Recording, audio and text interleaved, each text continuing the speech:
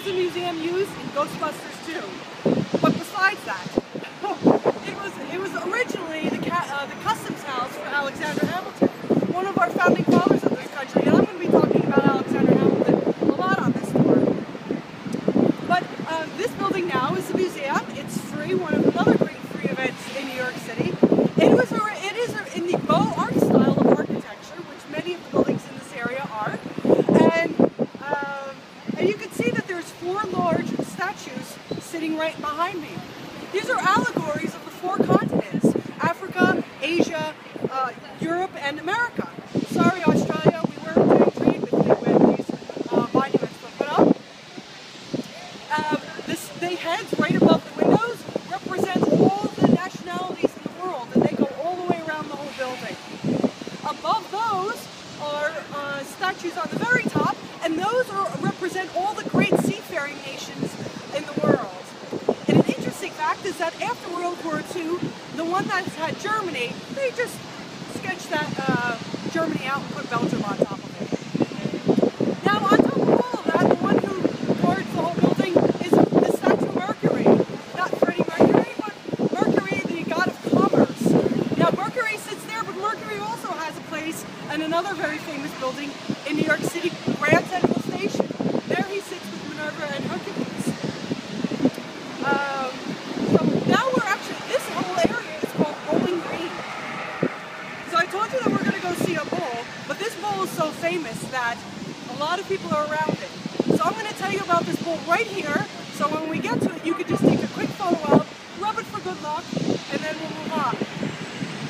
So this bowl is the Charging Bowl, and it is a very famous statue that was originally put in front of the Stock Exchange in 1987.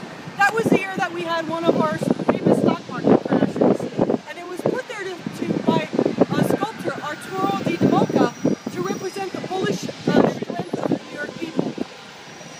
This bowl is 3.2 tons of bronze, but what it was guerrilla art, which means that it was illegally put there. So New York City decided to confiscate it.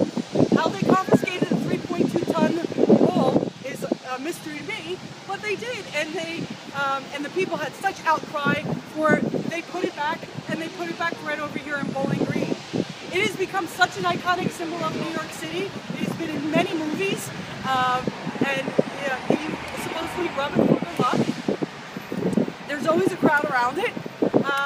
But more recently, there's been this protest group called Occupy Wall Street, and they started in September of 2011. They formed together to protest for economic integrity on Wall Street, because that's a time in our country where the banks were being a little bit shady.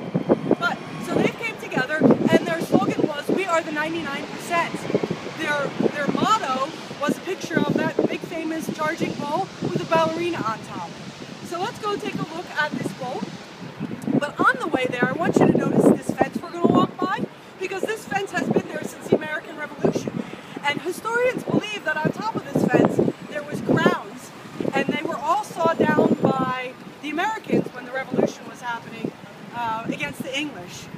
So you can see that we're going to take a look at the little saw marks, and notice that this fence is almost as old as America itself.